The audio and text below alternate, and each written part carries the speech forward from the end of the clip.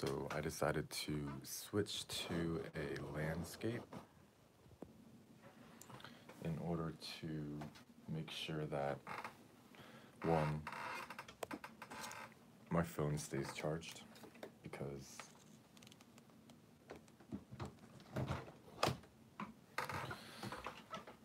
what's worse than being interrupted by a low battery? Or I shouldn't say that.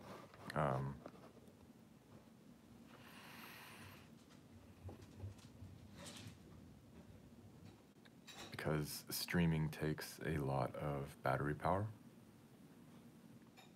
I think that it would be better for me to keep the phone plugged in, as well as, because I'm using a phone stand, I wanted to make sure that the microphone wasn't being blocked by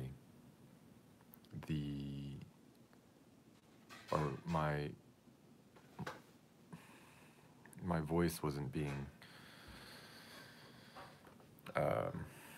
tampered by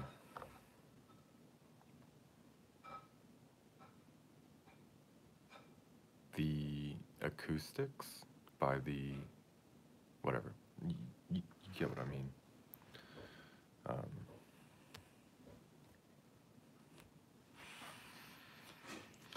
So here is Act 3, Scene 1 in Verona, in a public place. Oops. Yeah. Oh. Oof. All right, let me do this over again. Whatever. Doesn't matter.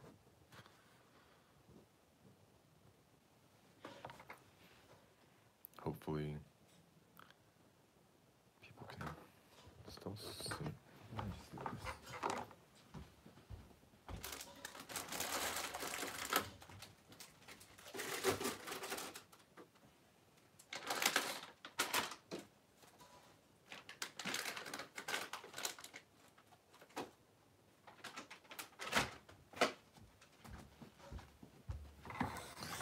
Okay.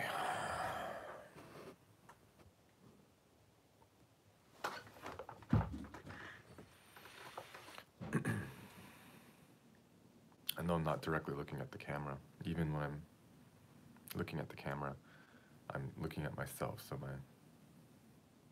I don't have anything right in front of me, like here, which would, I could probably get a camera or something, but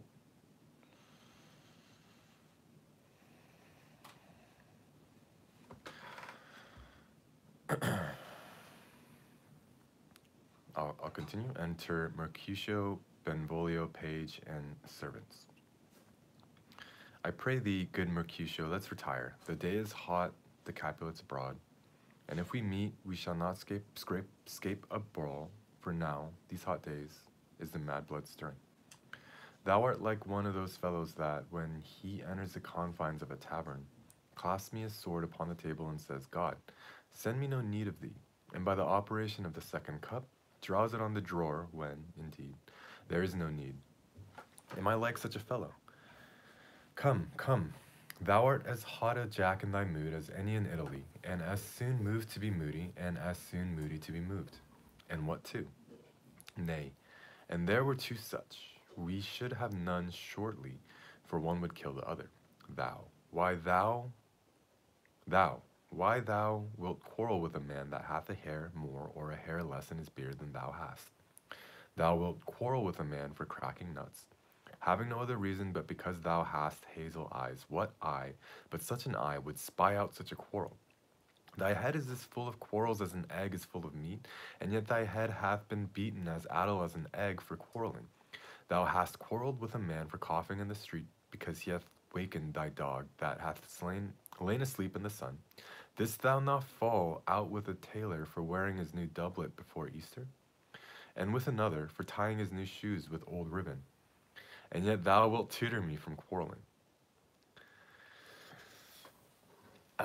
And I were so apt to quarrel as thou art, any man should buy the fee simple of my life for an hour and a quarter. The fee simple, oh simple. Enter Tybalt and others. By my head, here come the Capulets. By my heel, I care not. Follow me close, for I will speak to them. Gentlemen, good den, a word with one of you. And but one word with one of us, couple it with something, make it a word and a blow. You shall find me apt enough to that, sir, and you will give me occasion. Could you not take some occasion without giving? Mercutio, thou consorts with Romeo. Consort. What dost thou make us minstrels? And thou make minstrels of us look to hear nothing but discords. Here's my fiddlesticks. Here's that shall make you dance. Zounds. Consort. We talk here in the public haunts of men. Either withdraw into some private place and reason coldly of your grievances, or else depart. Here, all eyes gaze on us. Men's eyes were made to look, and let them gaze. I will not budge for no man's pleasure. I. Well, peace be with you, sir. Here comes my man. Enter Romeo. But I'll be hanged, sir, if you wear your livery. Marry, go before to the field, and he'll be your followers. Your worship in that sense may call him a man. May call him man. Romeo, the hate I bear thee can afford no better term than this. Thou art a villain. Tybalt, the reason that I have to love thee doth much excuse the appertaining rage to such a greeting. Villain am I none. Therefore, farewell. I see thou know'st me not. Boy, this shall not excuse the injuries that thou hast done me. Therefore, turn and draw. I do protest, I never injured thee, but love thee better than thou canst devise, till thou shalt know the reason of my love, and so, good Capulet, whose name I tender as dearly as my own, be satisfied. O calm, dishonorable, vile submission! A la stoccata carries it away. Tybalt, you rat catcher, will you walk? Will you walk? Mercutio draws. What wouldst thou have with me? Good king of cats, nothing but one of your 9 lives, that I mean to make bold withal, and, as you shall use me hereafter, dry beat the rest of the 8. Will you pluck your sword out of his pilcher by the ears? Make haste, lest mine be about your ears or be out. I am for you. Drawing. Tybalt drawing. I am for you. Tybalt drawing. Gentle Mercutio, put thy rapier up. Come, sir, your passado. Mercutio and Tybalt fight. Does Romeo fight? Whatever. Draw, Benvolio, beat down their weapons. Gentlemen, for shame, forbear this outrage. Tybalt, Mercutio. The prince expressly hath forbidden bandying in Verona's streets. Hold, Tybalt, good Mercutio. Tybalt, under Romeo's arm, thrusts Mercutio and flies. I am hurt. A plague of both your houses, I am sped. Is he gone and hath nothing? What art thou hurt? What art thou hurt? I, a scratch, a scratch. Marry, 'tis enough. Where's my page? Go, villain, fetch a surgeon. Exit page. Courage, man, the hurt cannot be much. No, 'tis not so deep as a well, nor as wide as a church door, but 'tis enough. 'Twill serve. Ask me tomorrow, and you shall find me a grave man. I am peppered, I warrant, for this world. A plague of both your houses, zounds, a dog, a rat, a mouse, a cat, to scratch a man to death. A braggart, a rogue, a villain that fights by the book of arithmetic. Why the devil came you between us? I was hurt under your arm. I thought all for the best. Help me into some house, Benvolio, or I shall faint. A plague of both your houses. They have made worms meat of me. I have it, and soundly to your houses. And sadly too, your houses. Exit led by Benvolio and servants. This gentleman, the prince's near ally, my very friend, hath got his mortal hurt in my behalf. My reputation stained with Tybalt's slander. Tybalt, that an hour hath been my kinsman, O sweet Juliet, thy beauty hath made me effeminate, and in my temper softened valor steel. Enter Benvolio. O Romeo, Romeo, brave Mercutio's dead. That gallant spirit aspired the clouds, which too ultimately here did scorn the earth. This day's black fate on more days doth depend. This but begins the woe, others must end. Enter Tybalt. Here comes the furious Tybalt back again, alive in triumph and Mercutio slain. Away to heaven respective lenity, and fire-eyed fury be my conduct now. Now, Tybalt, take the villain back again that late thou gavest me, for Mercutio's soul is but a little way above our heads, staying for thine to keep him company. Either thou or I both must go with him. Thou wretched boy, did that disconsort him here, shall with him hence. This shall determine that. They fight. Tybalt falls. Romeo, away be gone. The citizens are up, and Tybalt slain. Stand not amazed, the prince will doom thee death. If thou art taken, hence be gone away. Oh, I am fortune's fool. Why dost thou stay? Enter citizens and officers. Which way ran he that killed Mercutio? Tybalt, that murderer, which way ran he? There lies that Tybalt. Sir, go with me. I charge thee in the prince's name, obey. Excuse me. Enter Prince, old Montague, Capulet, their wives and all. Where are the vile beginners of this fray? O noble prince, I can discover all the unlucky manage of this fatal brawl. There lies a man, slain by young Romeo, that slew thy kinsman, brave Mercutio.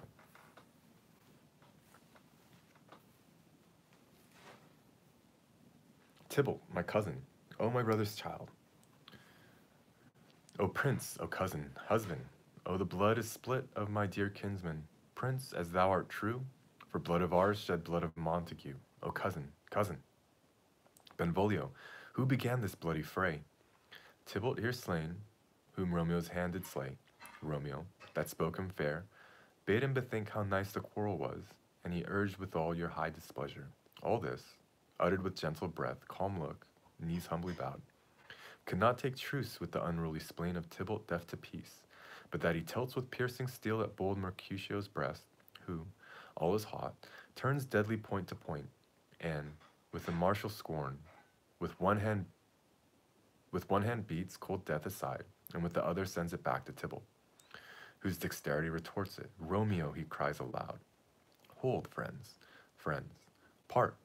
And swifter than his tongue, his agile arm beats down their fatal points, and twixt them rushes, underneath whose arms an envious thrust from Tybalt hit the life of stout Mercutio, and then Tybalt fled. But by and by comes back to Romeo, who had but newly entertained revenge, and to they go like lightning, for ere I could draw to part them, was stout Tybalt slain, and as he fell, did Romeo turn and fly. This is the truth, or let Benvolio die. He is a kinsman to the Montague. Affection makes him false. He speaks not true. Some 20 of them fought in this black strife, and all those 20 could kill but one life. I beg for justice, which thou, prince, must give. Romeo slew Tybalt. Romeo must not live. Romeo slew him. He slew Mercutio, who now the price of his dear blood doth owe. Not Romeo, prince. He was Mercutio's friend. His fault concludes but what the law should end, the life of Tybalt. And for that offense, immediately we do exile him hence. I have an interest in your hates proceeding, my blood for your rude brawls doth lie a bleeding. But I'll amerce you with so strong a fine that ye shall all repent the loss of mine. I will be deaf to pleading and excuses, nor tears nor prayers shall purchase out abuses. Therefore use none. Let Romeo hence in haste, else when he's found that hour is his last, bear hence this body and attend our will, mercy but murders, pardoning those that kill. Exit. Scene 2, the same, Capulet's orchard, enter Juliet.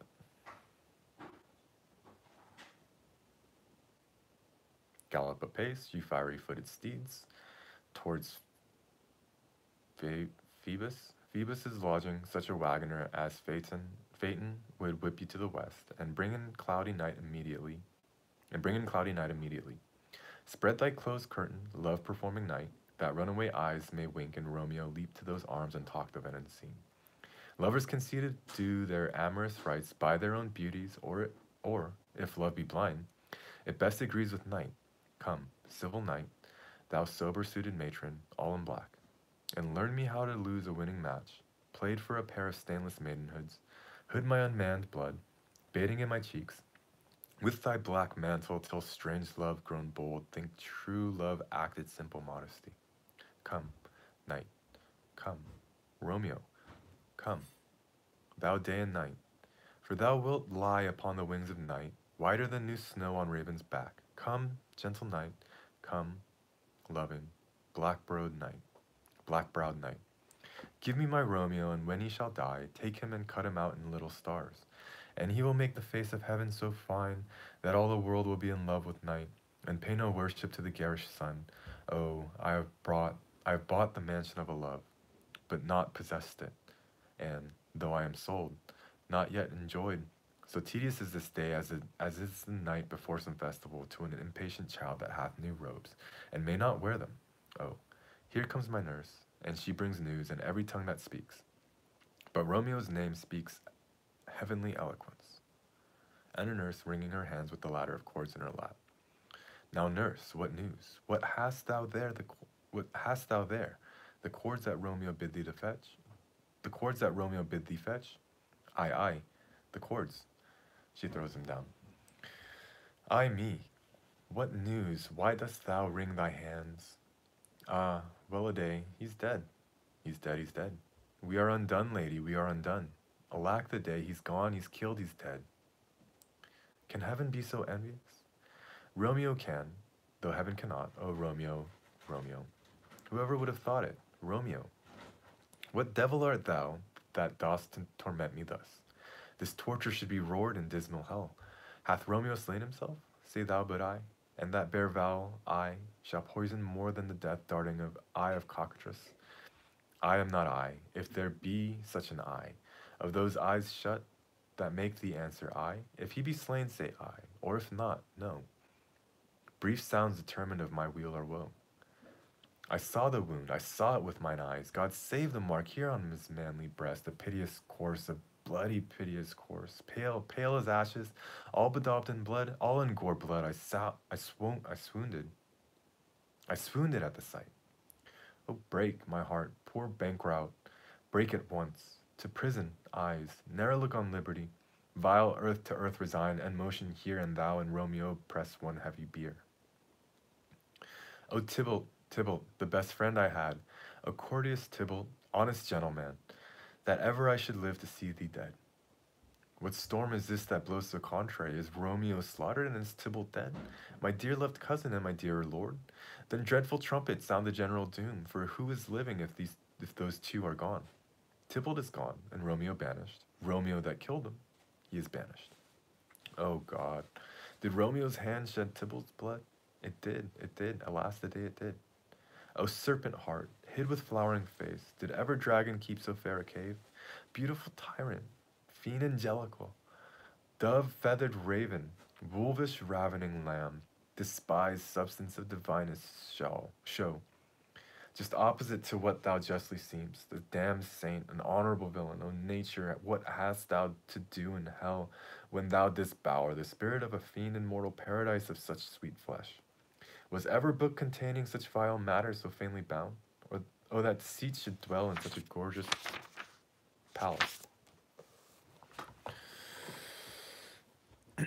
There's no trust, no faith, no honesty in men, all perjured, all forsworn, all not, all dissemblers. Ah, where's my man? Give me some aqua vitae. Aqua vitae? Aqua vitae. These griefs, these woes, these sorrows make me old. Shame come to Romeo. Blistered be thy tongue. For such a wish he was not born to shame. Upon his brow shame is ashamed to sit, for 'tis a throne where honor may be crowned, sole monarch of the universal earth. Oh, what a beast was I to chide at him! Will you speak well of him that killed your cousin? Shall I speak ill of him that is my husband? Poor my lord, what tongue shall smooth thy name, when I, thy 3 hours wife, have mangled it? But wherefore, villain, didst thou kill my cousin? That villain cousin would have killed my husband. Back, foolish tears, back to your native spring. Your tributary drops belong to woe, which you, mistaking,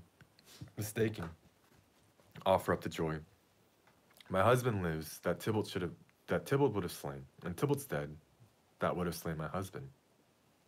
All this is comfort, wherefore we buy, then, Some word there was, worser than Tybalt's death, that murdered me. I would forget it fain, but, oh, it presses to my memory. Like damned guilty deeds to sinners' minds, Tybalt is dead and Romeo banished.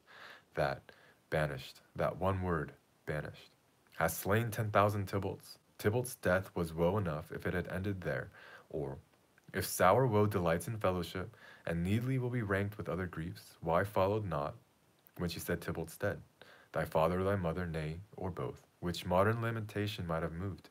But with a rear ward following Tybalt's death, Romeo is banished. To speak that word, his father, mother, Tybalt, Romeo, Juliet, all slain, all dead. Romeo is banished. There is no end, no limit, measure, bound. No limit, measure, bound. In that word's death, no words can that woe sound. Where is my father and my mother, nurse? I would I would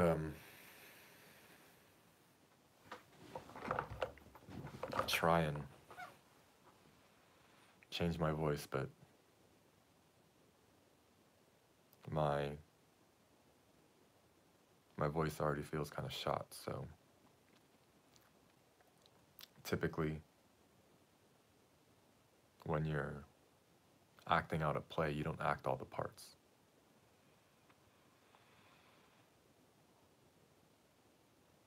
But this is more of a reading, I guess, so I will continue. Weeping and wailing over Tybalt's corse. Will you go to them? I will bring you thither. Wash they his wounds with tears, mine shall be spent, when theirs are dry for Romeo's banishment. Take up those cords, poor ropes, you are beguiled, both you and I, for Romeo is exiled. He made you for a highway to my bed, but I, a maid, thy maiden widowed. Come, cords, come, nurse. I'll to my wedding bed, and death, not Romeo, take my maidenhead. Hie to your chamber, I'll find Romeo to comfort you. I wot well where he is. Hark ye, your Romeo will be here at night. I'll to him, he is hid at Lawrence's cell. Oh, find him, give this ring to my true knight, and bid him come to take his farewell.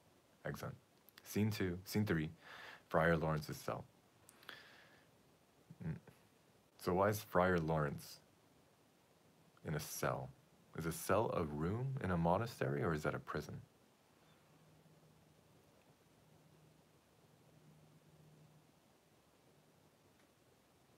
I'm gonna guess that it's a room in a monastery. Romeo, come forth, thou fearful man. Affliction is enamoured of thy parts, and thou art wedded to calamity. Enter Romeo. Father, what news? What is the prince's doom? What sorrow craves acquaintance at my hand that I yet know not? Too familiar is my dear son with such sour company. I bring thee tidings of the prince's doom. What less than doomsday is the prince's doom?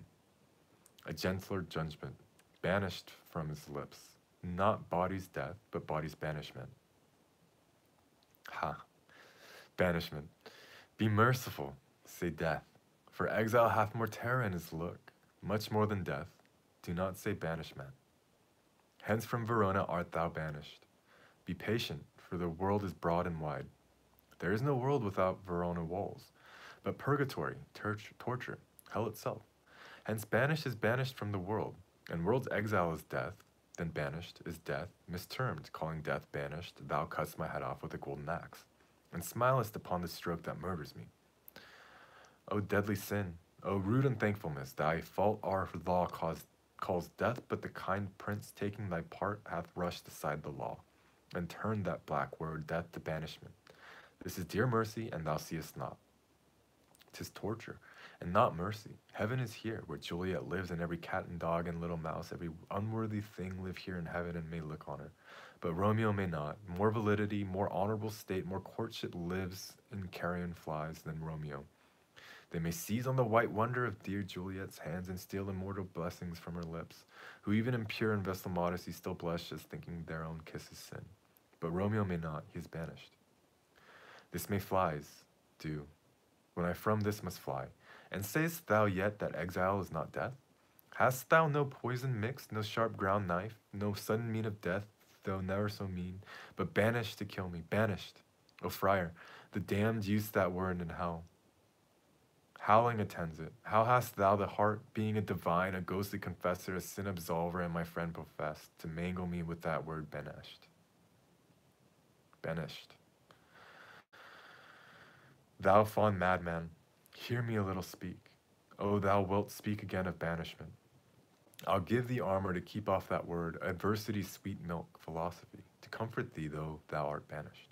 Yet banished? Hang up philosophy.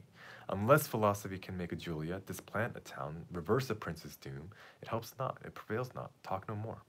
Oh, then I see that madmen have no ears. How should they, when that wise men have no eyes? Let me dispute with thee of thy estate. Thou canst not speak of that thou dost not feel. Were thou as young as I, Juliet thy love, an hour but married, Tybalt murdered, doting like me, and like me banished. Then mightst thou speak, then mightst thou tear thy hair, and fall upon the ground as I do now, taking the measure of an unmade grave. Nurse knocks. Arise, one knocks. Good Romeo, hide thyself, not I, unless the breath of heartsick groans must mislike enfold me from the search of eyes. She knocks again. Hark, how they knock, who's there? Romeo, arise. Thou wilt be taken, stay a while, stand up. Run to my study by and by, God's will.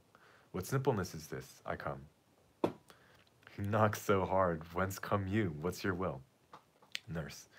Let me come in and you shall know my errand. I come from Lady Juliet. Welcome then. Enter nurse. A holy friar, oh tell me, holy friar, where is my lady's lord? Where is Romeo? There on the ground with his own tears made drunk. Oh, he is even in my mistress's case, just in her case. Oh, woeful sympathy, piteous predicament. Even so lies she, blubbering and weeping, weeping and blubbering. Stand up, stand, and you be a man. For Juliet's sake, for her sake, rise and stand. Why should you fall into so deep an O? He rises. Nurse. Ah, sir, what thus the end of all? Spakest thou of Juliet? How is it with her? Doth she not think me an old murderer? Now I've stand the child of her joy, with blood removed but little from her own. Where is she? And how doth she? And what says my concealed lady to our counselled love? Oh, she says nothing, sir, but weeps, and now falls on her bed, and then starts up, and Tybalt calls, and then on Romeo cries, and then down falls again. As if that name, shot from the deadly level of a gun, did murder her as that name's cursed hand murdered her kinsman. Oh, tell me, friar, tell me, in what vile part of this anatomy doth my name lodge? Tell me, that I may sack the hateful mansion. He offers to stab himself, and nurse snatches the dagger away. Hold thy desperate hand. Art thou a man? Thy form cries out thou art. Thy tears are womanish, thy wild acts denote the unreasonable fury of a beast. Unseemly woman in a seeming man, or ill-beseeming beast and seeming both. Thou hast amazed me by my holy order. I thought thy disposition better tempered. Hast thou slain Tybalt? Wilt thou slay thyself? And slay thy lady that in thy life lives, by doing damned hate upon thyself? Why railst thou on thy birth to heaven and earth? Since birth and heaven and earth, all three do meet in thee at once, which thou at once wouldst lose. Fie, thou shamest thy shape, thy love, thy wit, which, like an usurer, abounds in all, and usest none in that true use indeed, which should bedeck thy shape, thy love, thy wit. Thy noble shape is but a form of wax, digressing from the valor of man. Thy dear love sworn but hollow perjury, killing that love which thou hast vowed to cherish. Thy wit, that ornament to shapen love, misshapen in the conduct of them both, like powder in a skilless soldier's flask, is set afire by thine own ignorance. And thou dismembered with thine own defense.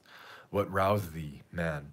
Thy Juliet is alive, for whose dear sake thou wast but lately dead. There art thou happy. Tybalt would kill thee, but thou slewest Tybalt, there art thou happy too. The law, that threatened death, becomes thy friend, and turns it to exile.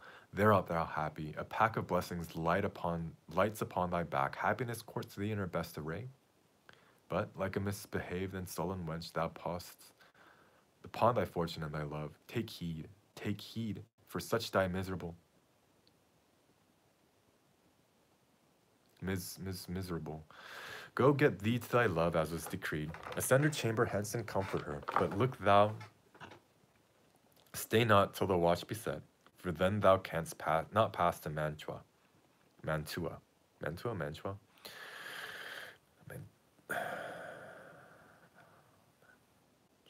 Mantua. Where thou shalt live till we can find a time to blaze your marriage, reconcile your friends, beg pardon of the prince, and call thee back with 20,000 times more joy than thou wentst forth in lamentation. Go before, nurse, commend me to thy lady, and bid her hasten all the house to bed, which heavy sorrow makes them apt unto Romeo, which heavy sorrow makes them apt unto Romeo is coming. O Lord, I could have stayed here all the night to hear good counsel. Oh, what learning is! My lord, I'll tell you, my lady, you will come. Do so, and bid my sweet prepare to chide. Here is a ring, sir, that she bade me give you. Nurse offers to go in and turns again. Hi, you. Make haste, for it grows very late. How well my comfort is revived by this. Go, hence, good night. And here stands all your state. Either be gone before the watch be set, or by the break of day disguised from hence. Sojourn in Mantua, I'll find out your man, and he shall signify from time to time. Every good hap to you that chances here, give me thy hand till 'tis late. Farewell, good night. But what a joy past joy calls out on me, if it were a grief so brief to part with thee. Farewell. Excellent. It's probably easier if you follow along with me because I'm not saying out who's speaking, because that would that'd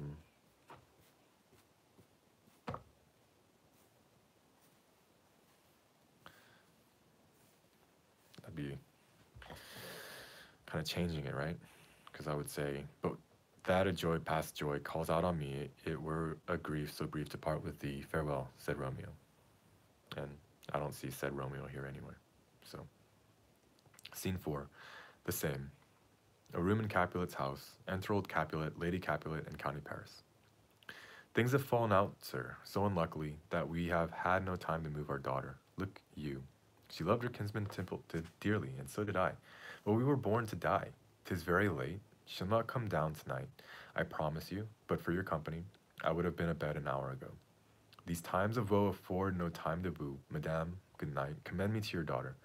I will, and know her mind early tomorrow. Tonight she's mute up to her heaviness. Paris offers to go in, and Capulet calls him again. Sir Paris, I will make a desperate tender of my child's love. I think she will be ruled in all respects by me. Nay, more, I doubt it not. Wife, go you to her ere you go to bed. Acquaint her here of my son Paris's love, and bid her, mark you me, on Wednesday next. But soft, what day is this? Monday, my lord. Monday, haha.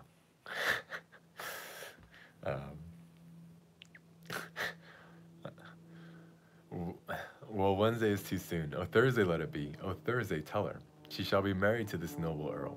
Will you be ready? Do you like this haste? We'll keep no great ado, a friend or two. For hark you, Tybalt being slain so late, it may be thought we held him carelessly, being our kinsman. If we revel much, therefore we'll have some half a dozen friends, and there an end. But what say you to Thursday? My lord, I would that Thursday were tomorrow. We'll get you gone. Oh, Thursday be it then. Go you to Juliet ere you go to bed. Prepare her, wife, against this wedding day. Farewell, my lord.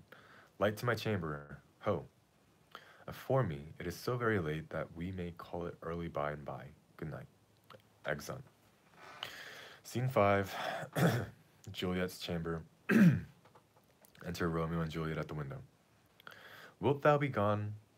It is not yet near day. It was the nightingale, and not the lark, that pierced the fearful hollow of thine ear. Nightly she sings on yon pomegranate tree. Pomegranate? Pomegranate? Believe me, love, it was the nightingale. It was the lark, the herald of the morn. No nightingale, look, love. What envious streaks do lace the severing clouds on yonder east? Night's candles are burnt out, and jocund day stands tiptoe on the misty mountain tops. I must be gone and live, or stay and die.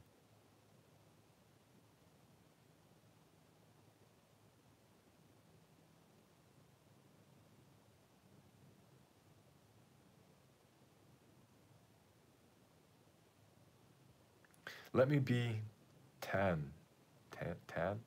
Let me be put to death. I am content, so thou wilt have it so.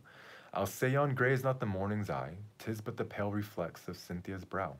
nor that it is not the lark whose notes do beat the vaulty heaven so high above our heads. I have more care to stay than will go. Come, death, and welcome. Juliet wills it so. How's how is my soul? Let's talk. It is not day.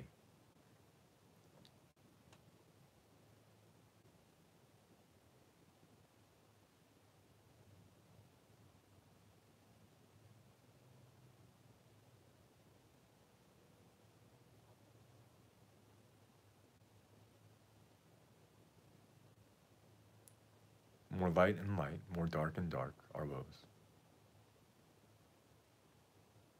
Madame, nurse, your lady mother is coming to your chamber. The day is broke. Be wary. Look about. Exit. Then window. Let day in and let life out. Farewell, farewell. One kiss, and I'll descend. He goeth down. Art thou gone so, my lord, my love, my friend?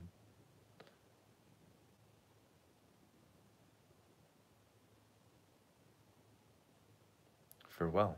I will omit no opportunity that may convey my greetings, love, to thee. I doubt it not, and all these woes shall serve for sweet discourses in our time to come.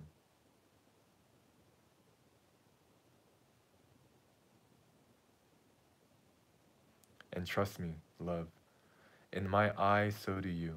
Dry sorrow drinks our blood. Adieu, adieu.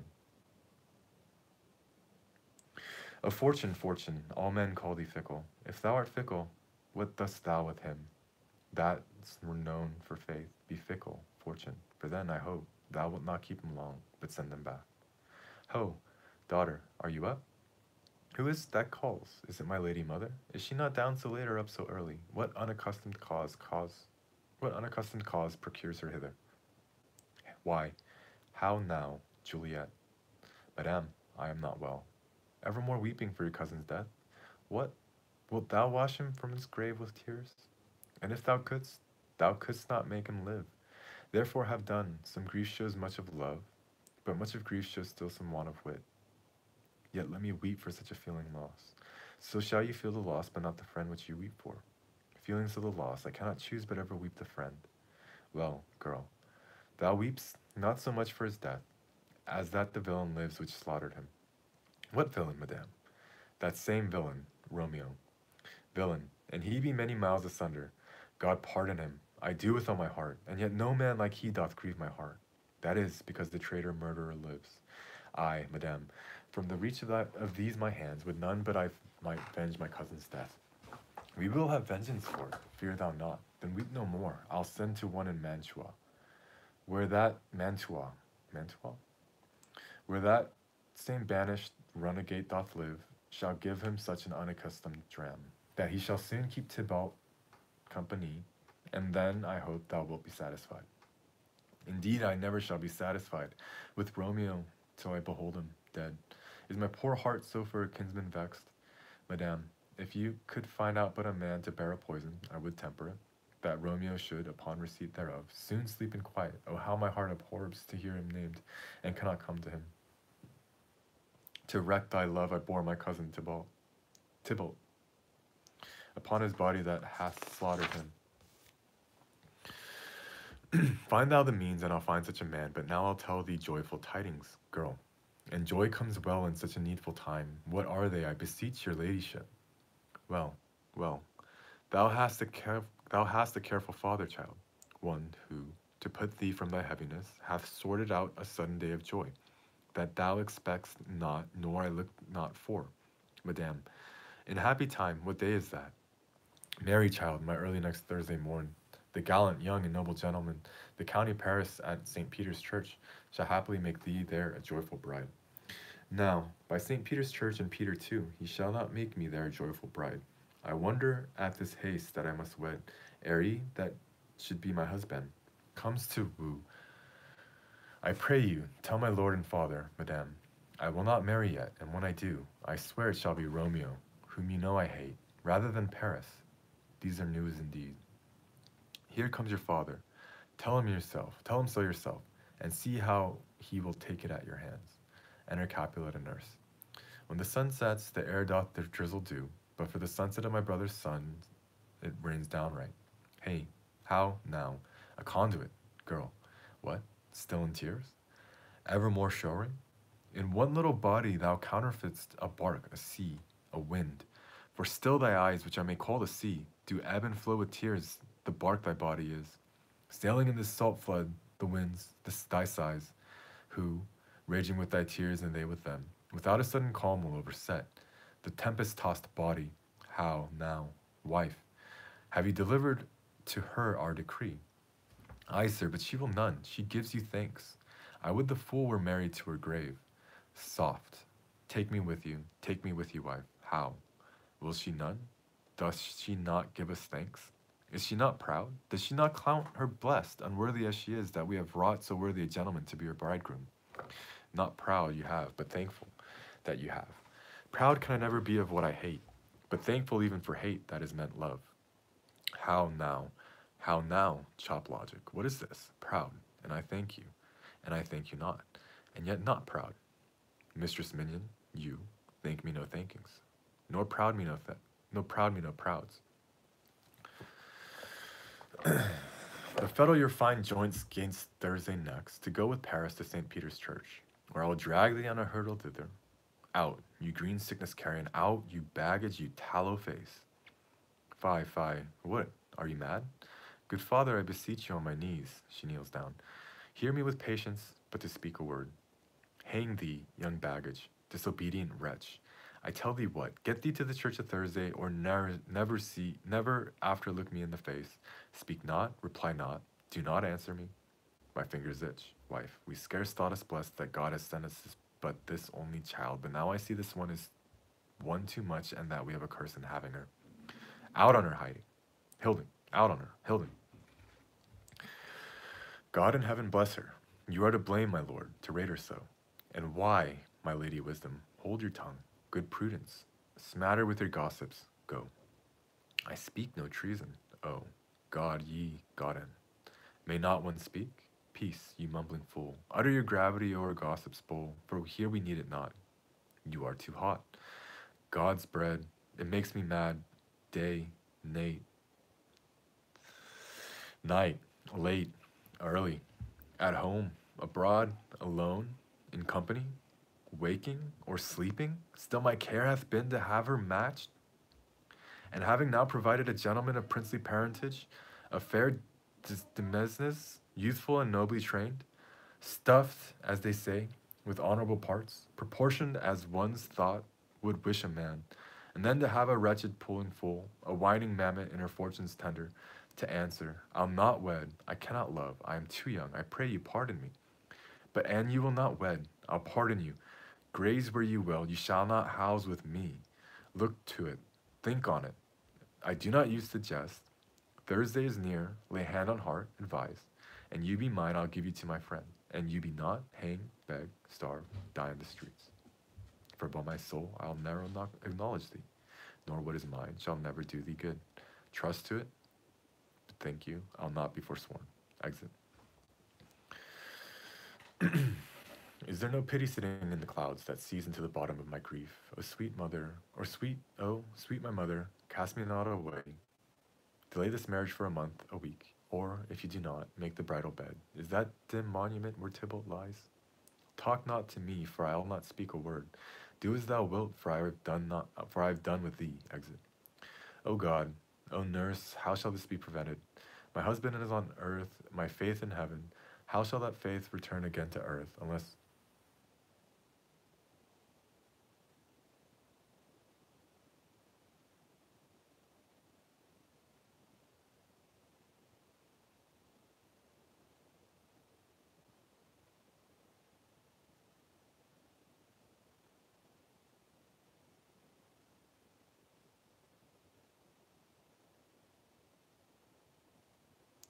Faith, here it is. Romeo is banished and all the world to nothing, that if he dares never come back to challenge you, or if he do, it needs must be by stealth. Then, since the case so stands as now it doth, I think it best you married with the county.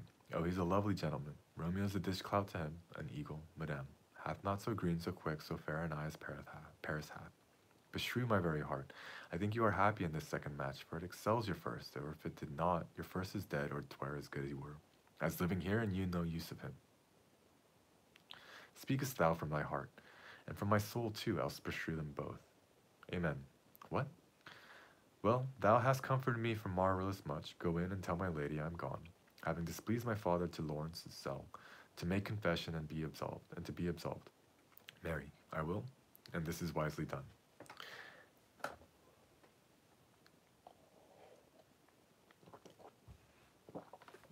Ancient damnation, O most cursed fiend! Is it more sin to wash me thus forsworn, or to dispraise my Lord with that same tongue, which she hath praised him with above compare so many thousand times? Go, counselor, thou my bosom henceforth shall be twain, out to the friar to know his remedy. If all else fail, myself have power to die. Act force. Nope.